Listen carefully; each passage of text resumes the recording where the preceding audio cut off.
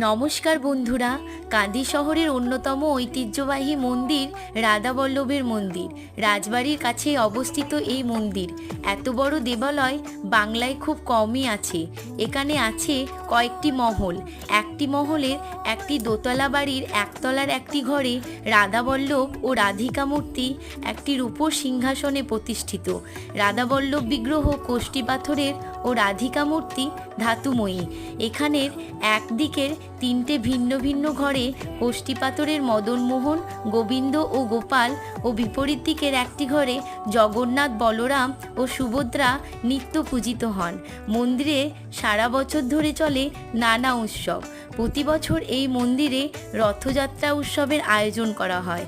রথের দিন তিনটে রথে চড়ে জগন্নাথ, বলরাম ও সুভদ্রা কাঁদি শহরে পরিক্রমা করেন। প্রাচীন এই রথযাত্রা দেখতে বহু মানুষ ভিড় করেন।